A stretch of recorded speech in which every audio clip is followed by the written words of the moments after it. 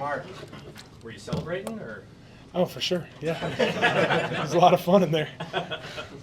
Saw you wave to, was it the fans when you scored that touchdown? Tell us a little bit about that. Yeah, just saying goodbye to them and kind of buried the game away. So, they were talking trash all day. We can hear them from behind us, and it's kind of good to put them away.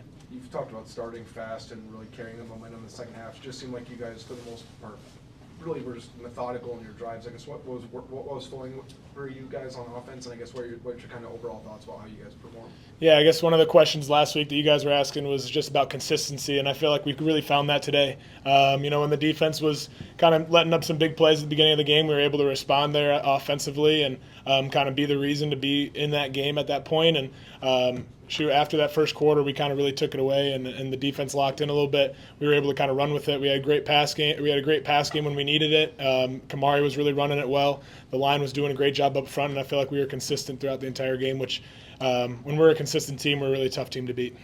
The trophy games you guys have won this year have all been giant statement wins. Does that make it a little bit sweeter with the rivalries that you've been able to see for the first time? It definitely does, and I've only been here for a year, and obviously I don't know the entireness of the entire rivalry. I guess I don't know how to put that, but the entirety, I guess, the entirety of the rivalry.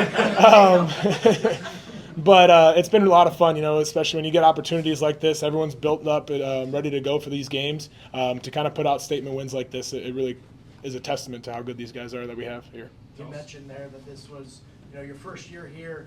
You finally have completed the regular season here in Iowa.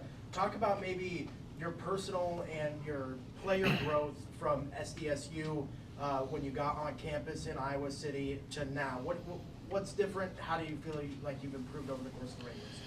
Yeah, I mean, just speaking about the entire journey as a whole, it's been a lot of fun. I've kind of said this a lot, but when I got here, I just try to build relationships. Obviously, I was injured for that entire the spring part of the year. So all I could do was really just learn the playbook, build relationships with the guys, hang out with them. And I feel like it was really great to do all that because all of a sudden things started to roll. Obviously, when I got to start playing again, the relationships were strong. We continued to build those throughout the entire year. It's been a lot of fun spending time with those O-linemen, those goofy guys up front. But overall, the biggest thing is just, working with Coach Lester has been an awesome deal, and it's been great to work with him. He has so much to teach me, and he taught me so much throughout this year and has me thinking just a lot differently and a lot more deeper about the game of football in general. And I think that's going to really help me at the next level, and obviously has helped me throughout this season as well. DJ Vanami wasn't a guy who was on scholarship when you got here in January, but now he's your leading receiver this season and today. What have you seen out of him in terms of growth, becoming a weapon for your offense? Yeah, and he was, not even in the top 3 tight ends to start off fall camp this year, and maybe not even for that first game. But he's just continued to work every single day. He always has a positive attitude when he comes into the building, which just makes it a lot of fun for a guy to work with a guy like that. And obviously, whenever he gets that opportunity, he takes advantage of it. He had the opportunity today. He's had opportunities all season, and every single time he comes up with a great catch, has great run after catch ability. And gosh, he's only a redshirt freshman, and I'm really excited to see what he's going to develop into these next couple of years as well. Was that bootleg early second half when you're sputtering a bit? Was that designed to go to him the whole time? Yeah, that's one of the design plays where we're trying to kind of fake a run down the middle and boot out to the right. Obviously, he's there, and Dayton was wide open down the field as well, so it's kind of a high-low read, just depending on that. But there was nobody out there, so I'm just going to throw it to DJ, let Dayton go block out there, and it ended up being a big play. Can you talk about Reese's catch, one-handed grab? Yeah, I think it was a third down in the game. That's a big third down there especially, and obviously, most of the read was to the field there. I saw Reese had a one-on-one, wanted to give him a go ball. It's kind of the same thing last week when you're pressing Reese. I want to give him an opportunity, and he was able to come down with it. It was an impressive catch when we look back on film. He was one-hander, and he's been making plays like that when we give him opportunities this year. So, we just got a good one-on-one shot, and we took it. You talk about DJ Vanami's ascension as the year gone on. Just how has he become a trusted target for you as the season gone on?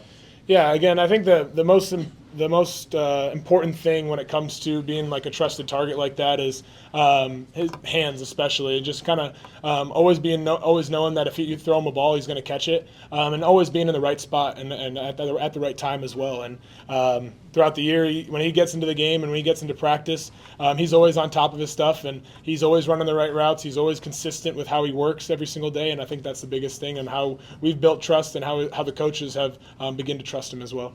What does it say about Aaron Graves? I mean, his son born yesterday, flies in last night. You know, I guess he said he didn't come here he didn't leave his wife and newborn son to lose a game in Lincoln. I guess, how did you guys kind of rally around Aaron? I guess, what's that showcase, kind of his leadership like? I couldn't imagine making that sort of decision, but he seemed totally invested and obviously present in the moment. Yeah, well, congrats to them first off, and he wasn't at practice on Thursday this week, and obviously because he was at the hospital there. But Coach kind of made the announcement during special teams last night, and we were all super stoked for him. He was able to fly in last night, and we were kind of partying up in the locker room there for him, especially there. Not even just for the win, but for him being a new dad, and he got the game ball after the game today. Just committing his time to this team, and he's putting so much time, so much passion. He has so much passion for this game, this team, these fans, and it was really cool to see him make it out for a final regular season game. You've now won 57 games as a starting quarterback for a kid who had one Division I offer coming out of high school. I know you believe in yourself. I know you're confident. Have you ever been taken aback by what you've been able to accomplish?